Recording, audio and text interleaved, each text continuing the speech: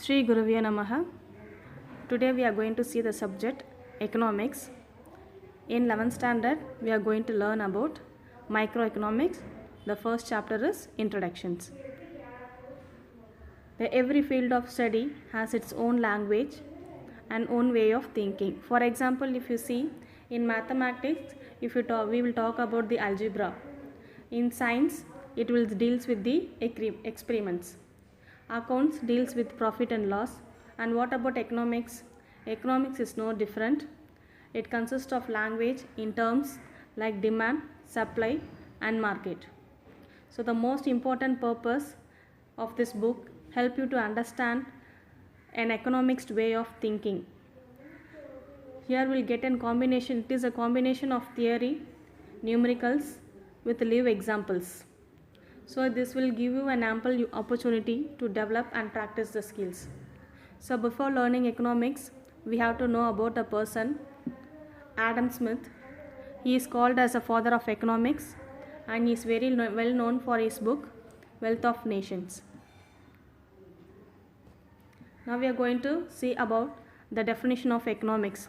According to Professor Lionel Robbins, economics is a science which studies human behavior as a relationship between ends and scarce means which have alternative uses. Here it shows definitions, explains the study of human behavior.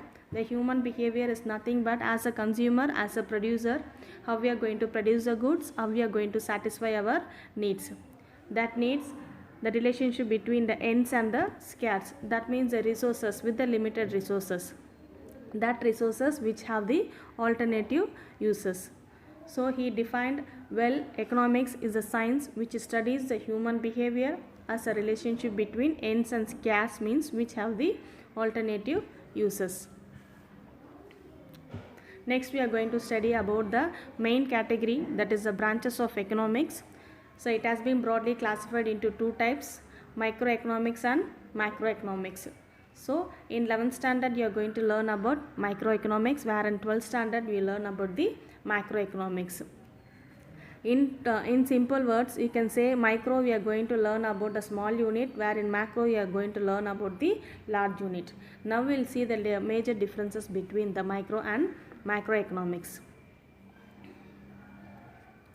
Here microeconomics, the word originated from the Greek word micros, where in macroeconomics it is originated from the Greek word macros. Mostly the microeconomics deals with the problems related with the individual economic units, whereas in macroeconomics it studies about the economic problems which is faced by the economy as a whole. Here in macroeconomics you are going to read about the whole economy. Okay, so next one is microeconomics is also called as a price theory. Macroeconomics is also called as an income theory. Demand and supply are the tools for microeconomics, whereas aggregate demand and aggregate supply are the tools for macroeconomics. Here we can see the differences between the demand and the aggregate demand. Aggregate demand is nothing but the total demand, total value of goods and services which is consumed in a particular year. The same way the aggregate supply is nothing but the total supply is taking places at a particular year. So the total value of demand and supply comes together as a aggregate demand and the aggregate supply. So examples for microeconomics is consumer behavior, producer behavior and study of markets are covered by the microeconomics, where in macroeconomics it covers the national income, theory of employment, foreign exchange and money. These are the examples for macroeconomics.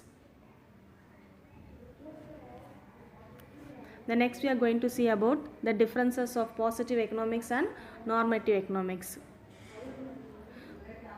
Positive economics is mostly deals with the problem how they are actually solved.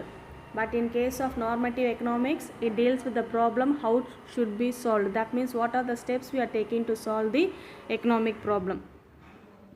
Positive economics does not involve any value judgments, where in normative economics it involves the value judgments. Positive economics is always based on the real facts, but in case of normative economics it is based on the individual opinions and the idle things.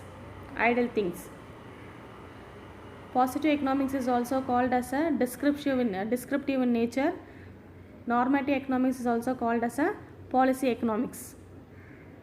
Example, GDP is increasing as a rate of 8% per annum. GDP is nothing but a gross domestic product, which already learnt in 10th standard. So normative economics, what are the steps we are taken to achieve the 9% growth of GDP?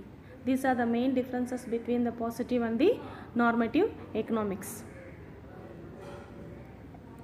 Next we are going to see what is an economy. So still now we are seeing about the branches of economics, that is micro and macroeconomics we have seen, positive economics we have seen, normative economics we have seen. Now we are going to see about what is an economy. What does economy provides for us?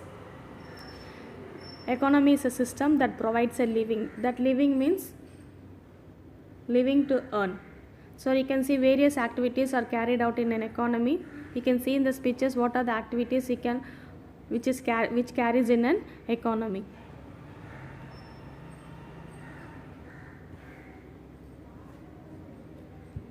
Next we are going to see about the 3 basic economic problems which is faced in our society: what to produce, how to produce, for whom to produce. Next, the causes for the basic problem. What is the main basic problems for producing the goods? First one is scarce resources. The scarce resources, which means a scarcity. Scarcity is nothing but it is a limitation of supply in relation to the demand for a commodity. That means with the limited resources, how we are going to supply the goods. Next one is unlimited wants. Unlimited wants means already that our wants will be going on increasing, so we cannot satisfy with the resources what we are having. So the resources and the wants, if you see, means both are having the alternative uses. Now we'll come back to the problems of our economy. That is the basic problems of our economy. The first we have seen about what type of goods to be produced and in what quantities to be produced. So you already know that we are having the limited resources in our hands. So with these resources, it is not possible to produce all the goods which is needed for the people. So the economy has to decide what type of goods to be produced to what quantities. The what type of goods, if you see, means the main thing is whether to produce the capital goods or to produce the consumer goods. Consumer goods is nothing but the rice, wheat, etc., which is consumed by the people. Capital goods is using the machinery equipments. Okay, so the economy has to decide whether to produce the goods for the luxury items or to produce the goods for the necessary things. So this is one of the main basic things, what type of goods to be produced, to what quantity it has to be produced. Whether we have to concentrate more on the capital goods or we have to concentrate more on the consumer goods, whose needs has to be satisfied. This is the first problem, what to produce the goods. The next session we will see about the next topic.